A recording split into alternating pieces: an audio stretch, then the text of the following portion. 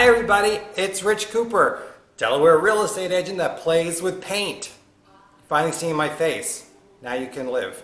Anyway, a lot of things I've learned in the past few months with dealing with flow painting, acrylic flow painting.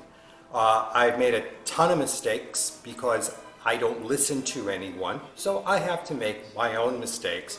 So history continues to repeat itself.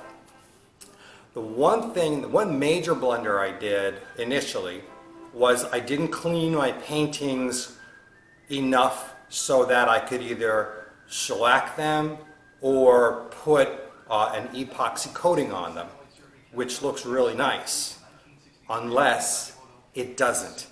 Then it looks horrible, which is what my first two attempts looked like. How do you clean paintings so that the silicone is completely off? Because silicone is an oil, and if there's an oil residue on the painting, nothing is going to stick on it. So I have found out that using flour and flouring it will absorb most of, if not all of, the silicone. And then you can wash it off, and I spray it with Windex or wash it down with Dawn, dry it really well. Then everything seems to be fine. So I just wanted to show you a little bit of what I do, because I've got a couple of pictures here that I have to clean, and I'm going to use a shellac, a glossy shellac, which works really well. It's not as glossy or bright or hard as the epoxy, but it also costs about 1/10 of the price. I'll probably also show you a couple of my epoxy apocalypses that didn't turn out well at all. So they're hanging on my wall downstairs in my studio / real estate office. And I won't let anyone see them because they're just not that. I mean, the paintings are great, but it just looks terrible. I'll show you. Anyway, let me show you how to clean off your painting so that it will accept either a shellac or an epoxy. Okay, first, I'll show you, I am using, don't ask me why, but I'm using self-rising flour. So it's what I had. So that's what I'm using. I've already done a couple of paintings that I have done this treatment to, and I'll show you everything that I do. Now I'm going to take this one and got some extra here. After a while it starts to absorb the silicone so that it's not as clean, but I'm going to start like this. Rub it in well. You'll actually see it start to pill up when it starts absorbing the silicone.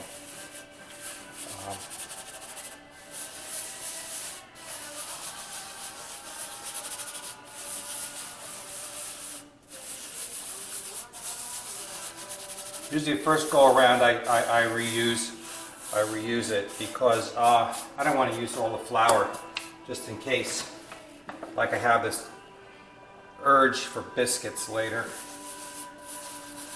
I have a great biscuit recipe, buttermilk biscuit recipe. It's like 2 cups flour, self-rising, 1 stick of frozen butter, which you have to grate into your 2 cups of flour. Grate it in, mix it around with your hand, don't let the butter melt, throw it into the freezer. After that, since I never keep buttermilk in the house because it's awful, take just about a cup of milk, teaspoon of lemon juice, like real lemon or something you probably have in your refrigerator right now. Put that in, mix it up, pour it in to your biscuit mix, mix it up to a nice consistency, roll it out to about 1/3 of an inch, cut them up, stick them in the oven at 400 for about 6 to 8 minutes or until they're golden brown. and then cover them with melted butter, because the only thing better than melted butter is bacon. You can put bacon on them, I guess. You'll open them up and put bacon in them. Bacon never hurt anything. Okay, so this one is done for the moment. We'll do one more very quickly, because I'm not quite sure you're all asleep yet. So just in case, I want to catch you stragglers that are still awake, because this is just fascinating stuff here. But it works. Now, this painting I did probably 2-3 months ago, and I don't know why I haven't cleaned it yet. I just stuck it on the wall and forgot about it.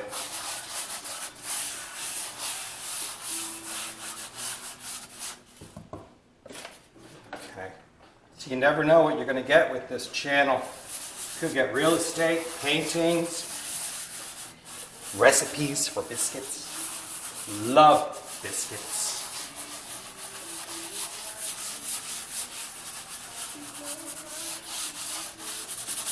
That really should do it, my friends.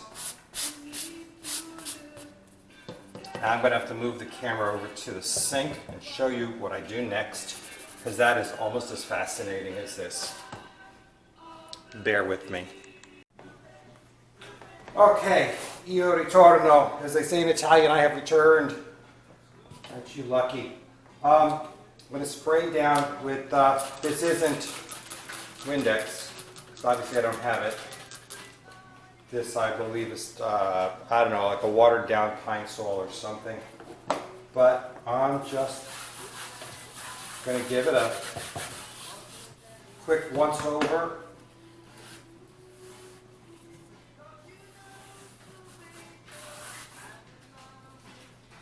Make sure you get the edges. They have to be pretty too. Then, I don't know if this is ever a good thing to do because you're painting underwater, but I just do it for a second until I don't feel any more detergent on it.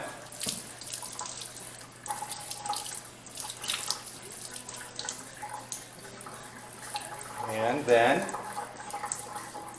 I'll just do this one for 3 of you that are still awake. Gently wipe it down with your paper towel.